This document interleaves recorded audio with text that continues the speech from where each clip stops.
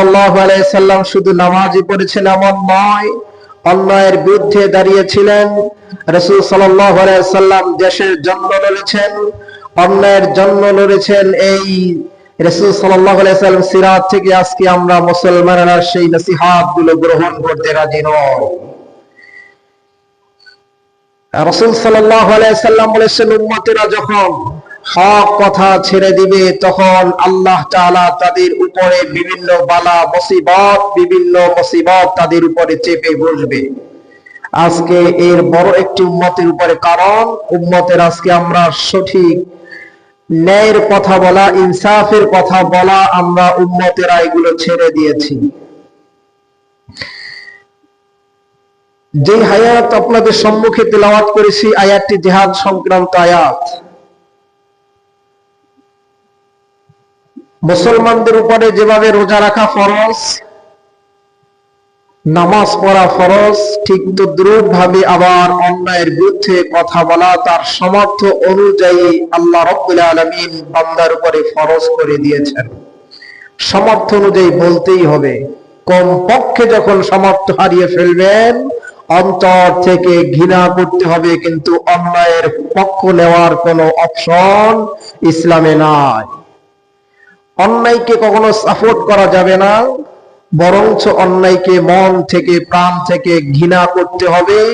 সামর্থ্য থাকলে হাত দ্বারা বাধা দিতে হবে, এটা যদি না থাকে জবান দিয়ে, জবান না থাকলে কমপক্ষে অন্তর দিয়ে ঘৃণা করতে হবে। কিন্তু অন্যায়ের পক্ষ নেওয়া কখনো ইসলাম সাপোর্ট করে না। সম্মানিত হাজিরিন,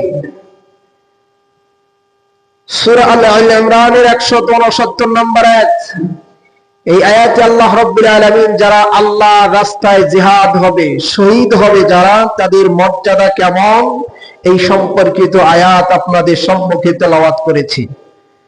রাসূল সাল্লাল্লাহু আলাইহি সাল্লাম এক হাদিসে বলেছেন, প্রত্যেকটি মুমিনের ভিতরে জিহাদের তামান্না থাকতে হবে।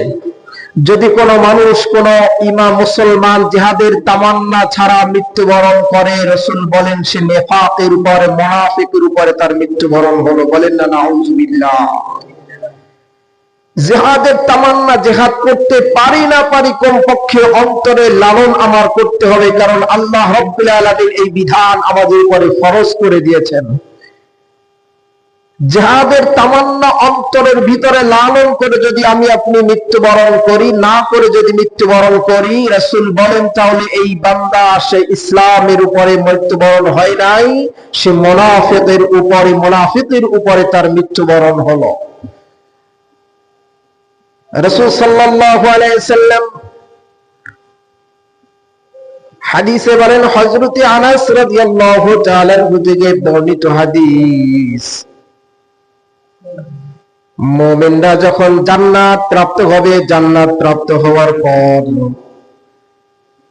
এই দুনিয়ার সমতুল্য সম্পদ তাদের সামনে যদি পেশ করা হয়, অথবা এই দুনিয়ার ডাবল সম্পদ যদি ওই জান্নাতি মানুষগুলোর উপরে পেশ করা হয়, কোন জান্নাতি মানুষ দুনিয়াতে আর দ্বিতীয়বার আসতে যাবে না। রাসূল বলেন, ইল্লা শাহীদ, শুধুমাত্র যিনি শহীদ হয়েছেন আল্লাহর রাস্তায়, এই মানুষটা জান্নাতে যাওয়ার পর আল্লাহর কাছে আবার আবদার করবে, আল্লাহ তোমার রাস্তায় শহীদ হওয়ার কারণে জান্নাতের এত বড় মর্যাদা আমি পেয়েছি, আমাকে দুনিয়াতে আবার 10 বার তুমি যাওয়ার সুযোগ দাও, আর আমার ওই প্রাণটা নিয়ে আমি তোমার রাস্তায় শহীদ হওয়ার জন্য ঝাঁপিয়ে পড়ব, শহীদ হব। একমাত্র শহীদি ব্যক্তি দুনিয়াতে আবার আসার আকাঙ্ক্ষা আল্লাহর কাছে পেশ করবে। বলেন না সুবহানাল্লাহ। শহীদি মর্যাদা এত বড় মর্যাদা। রাসূল বলেন, জান্নাতে যাওয়ার পরে দুনিয়াতে কেউ আমরা আসতে চাবো না দুনিয়া পাওয়ার জন্য। আল্লাহ বলেন, রাসূল বলেন, শুধুমাত্র যারা শহীদ হয় আল্লাহর রাস্তায়, জান্নাতের ভিতরে এদেরকে শহীদ হওয়ার কারণে এত মর্যাদা, এত নিয়ামত আল্লাহ রাব্বুল আলামিন দান করেন। ওই নিয়ামতের কারণে আল্লাহকে বলে, আল্লাহ আমাকে তুমি আবার দুনিয়াতে পাঠাও, আবার তুমি আমার রূহটাকে দিয়া দাও দুনিয়াতে, আমি আবার তোমার রাস্তায় শহীদ হব, আর জান্নাতের এত উঁচু উঁচু মাকাম গুলো আমি আরো বেশি পেতে চাই, আর তোমার রাস্তায় শহীদ হতে চাই। বলেন না সুবহানাল্লাহ। শহীদের এত মর্যাদা আল্লাহ রাব্বুল আলামিন এই সূরাতুল আল ইমরানের 159 নম্বর আয়াতে বললেন, ولا تحسبن الذين قتلوا في سبيل الله أمواتا। ও দুনিয়ার মানুষেরা শুনে নাও, যে সকল মানুষগুলো আমি আমার রাস্তায় শহীদ হয়, মৃত্যুবরণ করে, ওদেরকে তোমরা মওতান, মৃত্যু ধারণা করবা না। আমার রাস্তায় যার প্রাণটা যায়, যে আমার প্রাণটা আমার রাস্তায় উৎসর্গ করে দেয়, এমন মানুষগুলোকে তোমরা মৃত্যু ধারণা করবে না। বলেন না সুবহানাল্লাহ।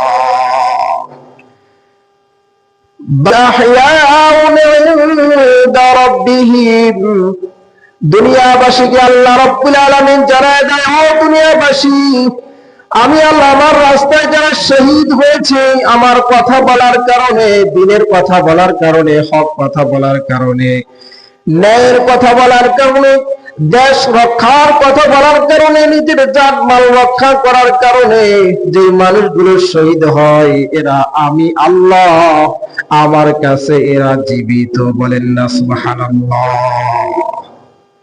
আল্লাহর কাছে এরা জীবিত, এরা মৃত নয়। আমি আপনি যদি আল্লাহর রাস্তায় না মরে যাই, আল্লাহর কাছে জীবিত নয়, মৃত। এমন রূহের দাম আল্লাহর কাছে কম।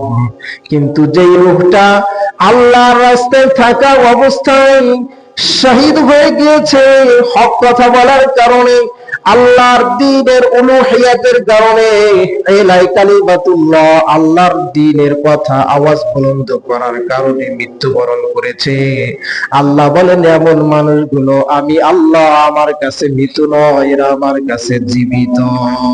সুবহানাল্লাহ। আল্লাহ পাক অন্য কোন মানুষকে বলেন নাই যে আমি রিজিক দেই।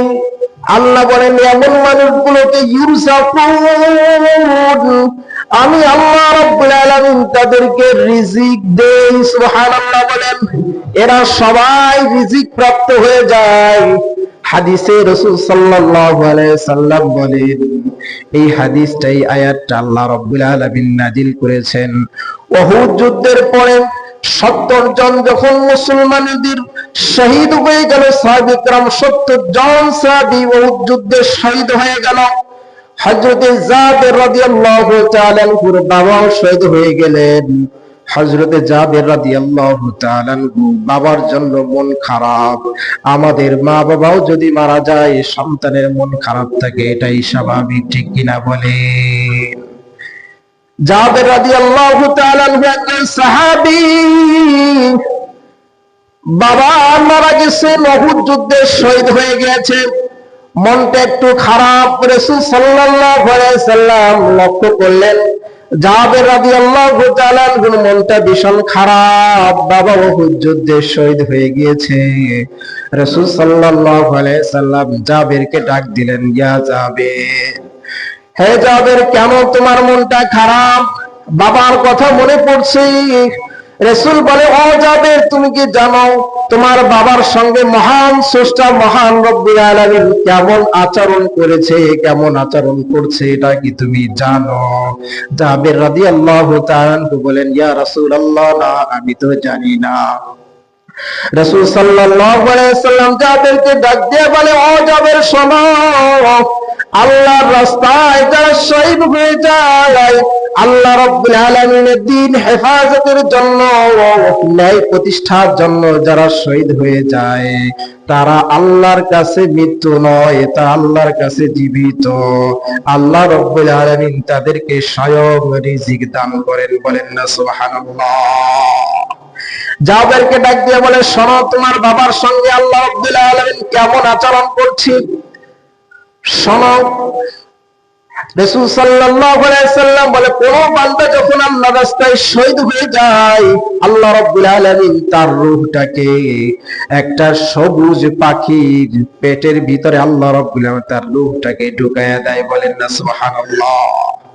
ঢুকায়া দিয়ে অন্য হাদিসে আসছে রাসূল সাল্লাল্লাহু আলাইহি সাল্লাম বলেন, রূহটা আকাশের তারকা যেমন ঝলমল ঝলমল করে, ওই আকাশের সঙ্গে আল্লাহ তাআলা একটা বাটি, ঝলমল বাটি ফিট করার মতো সৃষ্টি করে নেয়। ওই রূহটা, ওই পাখিটা, সবুজ পাখিটা জান্নাতের ভিতরে যেই জায়গা মনে চায় সেই জায়গায় ঘুরতে থাকে। বলেন না সুবহানাল্লাহ। জান্নাতের যেখানে মনে চায় সেখানে এই পাখিটা যায়, তার রূহটাকে আল্লাহ রাব্বুল আলামিন ছেড়ে দেয়, জান্নাতের ভিতরে ঘোরাফেরা করে। ওই রূহটা যখন যা খেতে মনে চায় তাই ভক্ষণ করতে পারে। রূহকে আল্লাহ রাব্বুল আলামিন জান্নাতের ভিতরে পাখি আকারে বানায়া ছেড়ে দেয়। সুবহানাল্লাহ। রূহকে ছেড়ে দেওয়ার পরে রাসূল বলেন, যারা শহীদ হয়ে যায় আল্লাহ রাব্বুল আলামিন এদের সঙ্গে এবার সাক্ষাৎ করেন।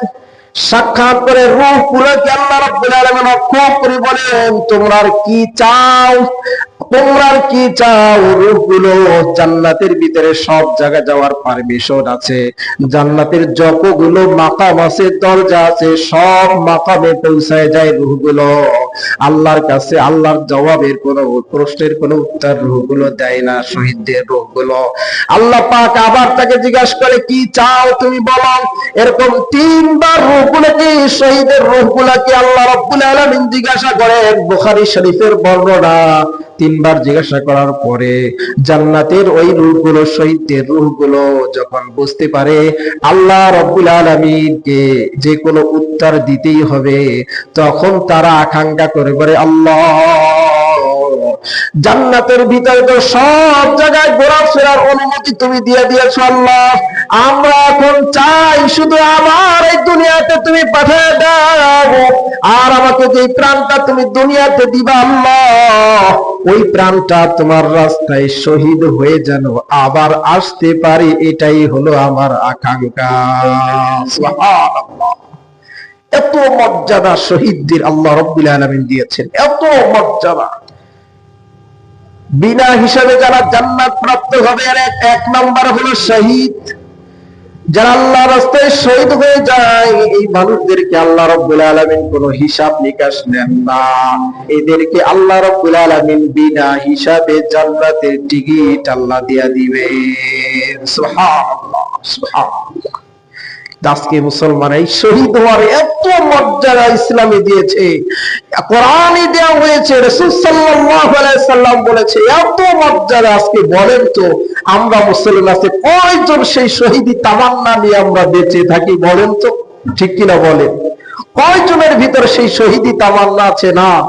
আল্লাহ রাব্বুল আলামিনের দ্বীন বুলন্দের জন্য, হক কথা বলার জন্য আমি আমার জীবন উৎসর্গ করে দিব, অন্যায়ের কাছে মাথা নত করব না। এটা কয়জন আজকে মুসলমানের ভিতরে তামান্না আছে বলেন? আছে